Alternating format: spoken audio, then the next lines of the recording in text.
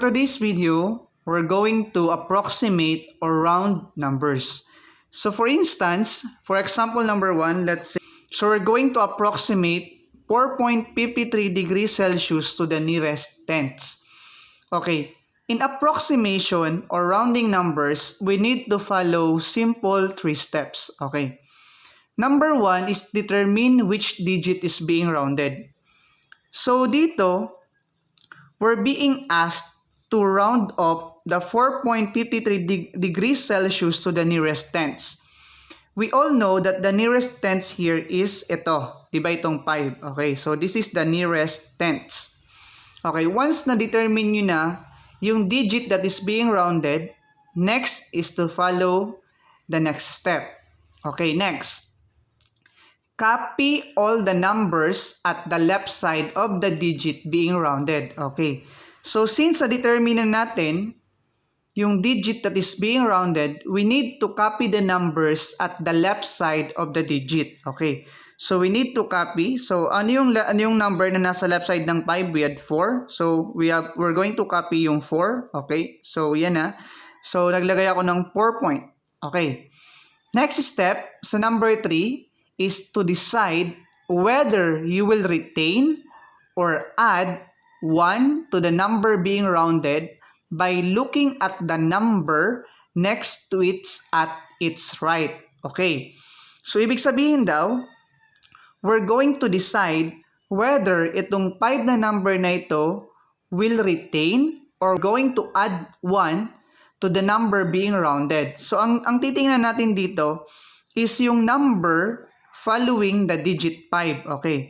So, as you can see, yung susunod na number dito sa 5 ay 3. Okay. If it is 4 or less, retain the digit being rounded. Okay. Kung mapapansin natin dito, this is 3. So, ibig sabihin, 4 or less, retain the digit being rounded. So, ibig sabihin, we're going to retain the digit 5. Okay. So, yan. So, ang magiging sagot na natin is 4.5 or pwede tayong maglagay dito ng zeros. So, the approximate of 4.53 degrees Celsius to the nearest tenths is 4.50 degrees Celsius. Yun po yung magiging niyang rounded off. Pero, for instance, let's say, another one we have, okay, let's say we have 4.56 degrees Celsius and we're going to approximate it or round it to the nearest tenths. Okay. Okay, so ulit, number 1 rule is to determine which digit is being rounded. So the digit being rounded here is yung nearest tenths. Ito, syempre yung 5. Next is to copy all the numbers at the left side of the digit being rounded. So, the digit being rounded here is 5. So, yung nasa left side niya is 4. So, we need to copy yung 4. Pero dito, since na yung number na nasa katabi ng 5 dito sa right side is that if it is 5 or more. So, since ito ay 6, so ibig sabihin this is 5 or more. If it is 5 or more, add 1 to the digit being rounded. So, the digit being rounded here is 1. So, since ito ay 6 and it is 5 or more, so we're going to add 1 here. So, yung 5 or yung the digit being rounded, mag-a-add tayo ng 1. So, therefore, ito may magiging ng 6. Okay. Then, change the remaining digit at its right to 0. So, ito, pwede natin palitan ito ng 0.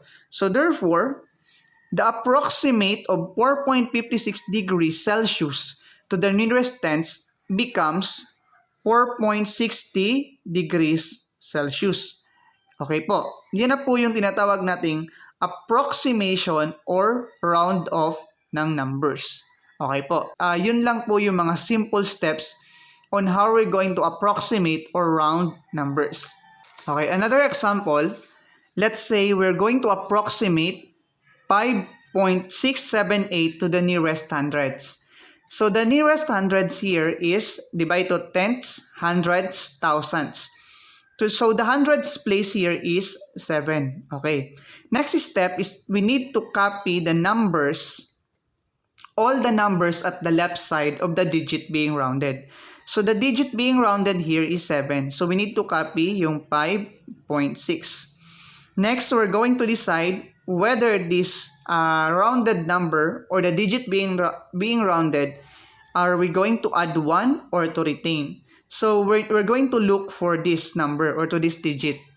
Since itong digit na to ay 8, it is 5 or more. So since this is 5 or more, we're going to add here ng 1. So yung 7 or yung the digit being rounded ay mag-a-add tayo ng 1. So it becomes 7 plus 1, it becomes 8. And then itong 8 na to ay gagawin na lang natin na 0. So therefore, the approximate of 5.678 to the nearest hundreds is 5.680. So ito na now yung ating magiging sagot po. Okay po.